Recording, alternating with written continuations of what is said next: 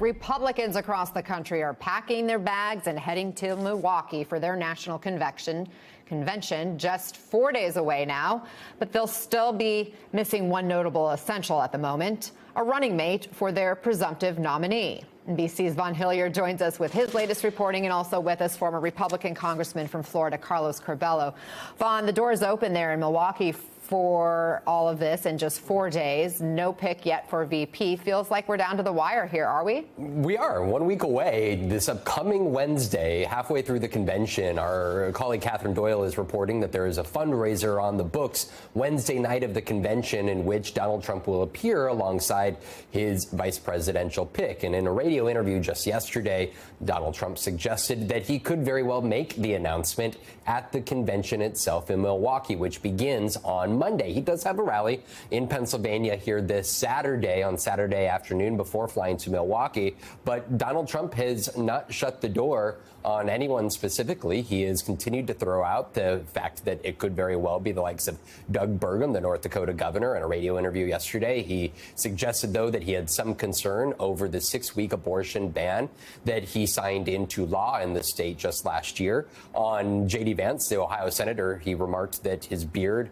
reminded him of a younger Abraham Lincoln. When it came to Marco Rubio, he said that he liked how he performed at the Doral rally on Tuesday night and said that he was popular, and said the fact that they both claimed residence out of Florida was made it a little bit complicated, but they could work through that. At the same time, there are still some dark horses in this. You know, don't rule out the likes of Elise Stefanik or Ben Carson or a potential surprise. This is Donald Trump's ball game, and Donald Trump is going to make that choice, we're told, when he makes that choice.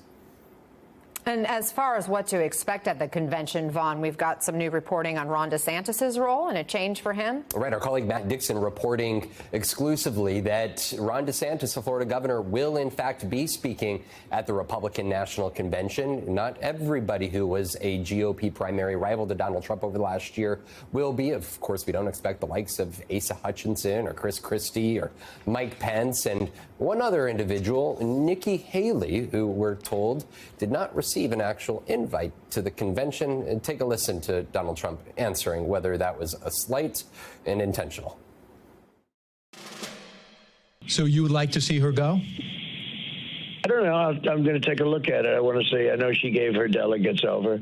There was a lot of bad blood there. She stayed too long. She was being soundly defeated at every place, but she just wouldn't leave. Trump's campaign team has, over the course of the last months, continued to push aside the relevance of Nikki Haley or the support that she gained during the primaries, believing it to be in large part anti-Trump, either Democrats or independents or Republicans that weren't going to vote for Donald Trump anyways here. But yet her appearance at the convention would be a stark signal that she is willing to play the MAGA game here in 2024. Congressman, let's talk more about the timing here. As the RNC prepares to meet in Milwaukee, the Democratic Party is in turmoil, with some lawmakers questioning President Biden's place at the top of the ticket. What do you make of this moment in the bigger picture? Well, Anna, what you see is a lot of confidence from former President Trump and his campaign. You look at some of these moves, like inviting Ron DeSantis to the convention. We know that Donald Trump isn't particularly fond of the Florida governor. However, he wants to do everything possible to project unity while Democrats are divided, trying to figure out what to do at the top of their ticket. You also look at what's happening with the Republican Party platform. For the first time, no mention of national restrictions for abortion, no mention of traditional marriage. Donald Trump feels very confident, so you can see him drifting away from his base a little bit and trying to reach for some of those middle-of-the-road voters that will decide this race in those 8 or 9 key states. So a lot of confidence from the Trump campaign right now. They feel that this VP announcement is going to give them a big boost, shift the attention to the Republican convention next week, while Democrats continue figuring out how they're going to move forward.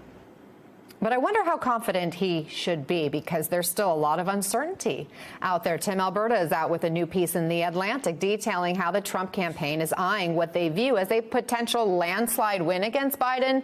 However, Alberta's writing that Trump top advisors know their campaign has been engineered in every way, from the voters they target to the viral memes they create to defeat Biden specifically. And privately, they're all but praying that he remains their opponent. How do you see the status of Trump's bid related to that uncertainty involving who he's going to be taking on if it isn't President Biden? Yeah, no, that's a great point, and it is really a mistake to get too confident at this point, especially when you don't know exactly who you're going to be running against, right? So the Trump campaign definitely would like to see President Biden stay in. They know the playbook they need to run. They know that it will be very difficult for President Biden to grow support, given that big question that a lot of voters have about whether or not he could serve a full term.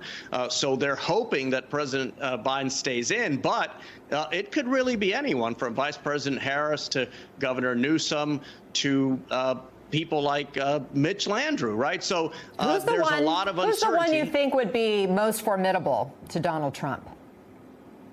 Look, I think the toughest candidate for Donald Trump to defeat would be a middle-of-the-road Democrat, someone who could appeal to the center of the country, who could win some of these swing states that President Biden continues to fall further behind in. That would be what would be most dangerous for President Trump, and I think he's preparing for that, Anna. That is why we see these shifts away from the abortion issue, away from traditional marriage, to make sure that if Democrats do come up with this kind of centrist candidate, that Trump can at least compete for those voters as well.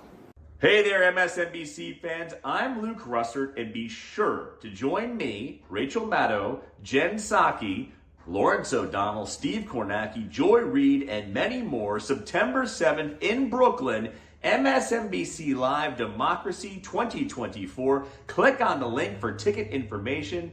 We will see you there.